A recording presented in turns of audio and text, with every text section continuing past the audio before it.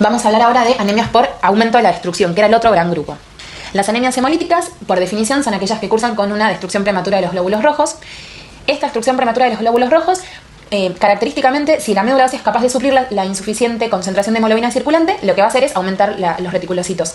Por eso es característico ver reticulocitos muy por encima del 1%, que es el valor normal, y además que aparezcan en el laboratorio, que eso es quizás lo que ustedes tienen que más rescatar, otros parámetros de hemólisis como aumento de la LDH y aumento de la bilirrubina indirecta. Podemos clasificarlas en dos grandes grupos, las celulares y las extracelulares. Las celulares se dice que son congénitas y las extracelulares se dice que son adquiridas. Nosotros hoy vamos a hablar sobre todo de las causas celulares.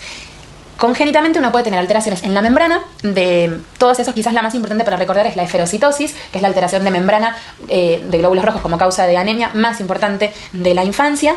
Lo que tienen es una alteración en la forma y una disminución de la posibilidad de deformidad y pasaje por lugares pequeños que favorece la hemólisis sobre todo a nivel distal.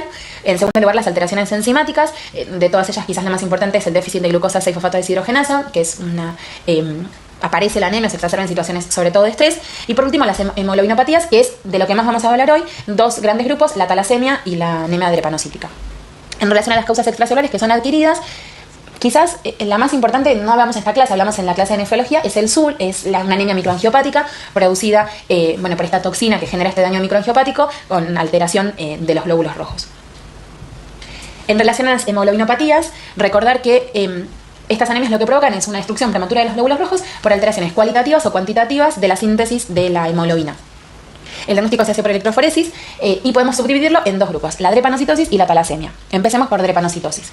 La drepanocitosis es una enfermedad que se hace referencia, es una generalidad, digamos, hace referencia a los pacientes que tienen anemia falciforme y a aquellos pacientes que tienen algunas otras mutaciones de la hemoglobina. ¿Qué sucede? En la drepanocitosis hay una mutación puntual en la cadena beta de la globina. Eso provoca una hemoglobina distinta, que es la hemoglobina S. Esa hemoglobina S es resultado de una mutación puntual que hace que, donde se debería codificar una glutamina, se codifica una valina. Eso genera una alteración en la forma y provoca esta anemia hemolítica con esta forma tan característica de los glóbulos rojos. Dentro de las posibilidades de la hemoglobina S, si el paciente es homocigota para la hemoglobina S, lo que vemos es la anemia de las células falciformes, que es la forma de expresión clínica mayor, y si tiene formas menores o formas heterocigotas, donde hay hemoglobina S y alguna otra alteración de la cadena beta, lo que tiene el paciente es una drepanocitosis. Como para recordar, en la anemia falciforme, la hemoglobina S aparece con una frecuencia del 90% de la hemoglobina total, y en el resto de las drepanocitosis, la hemoglobina S es menor al 90%, pero mayor al 50%. La anemia de las células falciformes es la anemia donde la hemoglobina S es homocigota.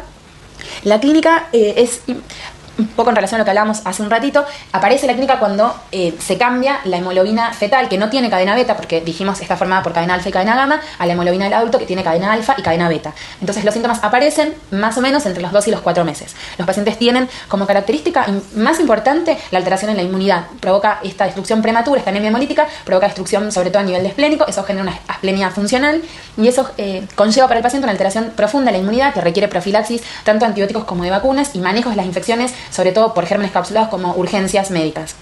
Como otra característica clínica para recordar, es frecuente las lesiones isquémicas y el dolor es quizás lo que marca la cotidianidad de los pacientes que tienen anemia de las células falciformes. Estos glóbulos rojos ocluyen, tienen poca capacidad de adaptación a los espacios pequeños, ocluyen muchos vasos de pequeño calibre. Estas crisis vasoclusivas pueden dar, esto que les decía yo, dolor por isquemia, pero además pueden generar síntomas pulmonares, síntomas neurológicos, síntomas en muchos tejidos en relación a la oclusión de vasos.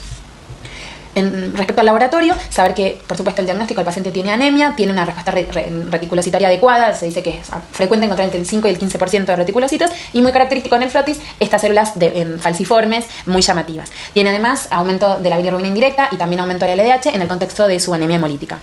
Si yo realizar una biopsia de médula ósea, lo que vería es una hiperplasia de la serie roja, una hiperplasia eritroide. Esto incluso se acompaña en las placas de aumento de los espacios medulares de los huesos largos. Y en relación al tratamiento, el tratamiento es complejo, es multidisciplinario. En principio, para suplir la anemia en relación a las crisis hemolíticas, uno lo que hace es hacer transfusiones, pero el tratamiento fundamentalmente es de sostén, ¿sí? Profilaxis para las infecciones, el manejo del dolor, con equipos multidisciplinarios incluso, y bueno, y después el manejo de la anemia propiamente dicha.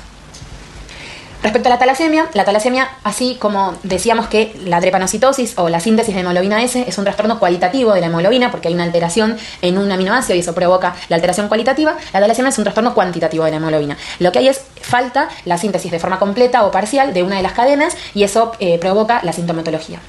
Hay dos grandes grupos de talasemias, la talasemia beta y la talasemia alfa. Como concepto general, saber que cuando no se sintetiza de forma completa una de las cadenas, la otra cadena, piensen ustedes que las cadenas beta y alfa son las cadenas que fabrican la hemoglobina A, que es la hemoglobina del adulto, de manera que si falta la hemoglobina, digamos la cadena beta, lo que se genera es un tetrámero digamos que no es viable, que incluso se puede depositar en el glóbulo rojo y favorecer la hemólisis, y lo mismo al revés, si faltara la hemoglobina alfa, la hemoglobina beta sola no podría generar la hemoglobina A, y ese desbalance es lo que genera justamente la anemia y la destrucción prematura. Vamos a hablar de las dos anemias por separado. En primer lugar, en relación a lo que conocemos como talasemia mayor o la hemoglobina o la talasemia beta homocigota, es una anemia que aparece en general el segundo semestre de la vida. Recordar que lo que no tiene síntesis incompleta, o sea, falta completa de cadena beta. La cadena beta se requiere para la síntesis de la hemoglobina alfa 2 beta 2, que es la hemoglobina A, mientras el niño tenga hemoglobina fetal, incluso después del momento en el que debería tener mayor concentración de hemoglobina fetal, no aparece la sintomatología. Cuando hace el recambio, cuando debería hacer el recambio, el paciente lo que tiene es anemias hemolíticas intensas y profundas, tiene respuesta eritropoyética adecuada, por eso tiene hipertrofia del tejido hematopoyético de médula ósea y en los otros tejidos, tiene característicamente deformidades en la óseas, en la cara, hepatomegalia, por justamente la persistencia de la hematopoiesis a nivel hepático, que no es frecuente en la vida extrafetal, pero que bueno, el niño mantiene activos otros centros hematopoyéticos, además de la médula ósea de huesos largos, que sería lo normal. En el laboratorio tienen hipocromía, microcitosis, todo lo que tiene que ver con la hemólisis. Y en relación al tratamiento, el tratamiento es complejo, requiere, digamos, para uno terminar de caracterizarlo, como decíamos al principio, hacer una electroforesis y descubrir que lo que le falta justamente es la cadena beta. El tratamiento implica transfusión de glóbulos rojos seriados asociados a quelantes. Esto es el manejo en general de cualquier anemia hemolítica. En general requieren a la larga retirar el vaso, hacer una esplenectomía, y el tratamiento curativo sería el trasplante autólogo de médula ósea. En relación a la alfa-talasemia, saber que la cadena alfa está presente en todas las hemoglobinas, en la hemoglobina fetal y en la hemoglobina del adulto. Por eso, cuando la falta es completa, los pacientes tienen incluso sintomatología intraútero. Hay 4 formas, de acuerdo a la cantidad de genes comprometidos. Un solo gen se llama rasgo silente, es un portador oculto. 2 genes, rasgo alfa-talasémico. 3 genes, lo que hay es hemoglobina de Bart, que es la hemoglobina H mayor al 25%, porque justamente la falta de la hemoglobina alfa. Son todas cadenas gamma, y esos pacientes habitualmente son asintomáticos o oligoasintomáticos. Y por último, la deleción de 4 genes provoca la talasemia alfa más importante. No hay síntesis ni siquiera de hemoglobina fetal, eso provoca una anemia intensa, incluso intraútero, hidropesía fetal, y requiere un tratamiento complejo con exsanguinotransfusiones y trasplantes de médula ósea desde edades muy tempranas, desde el nacimiento prácticamente.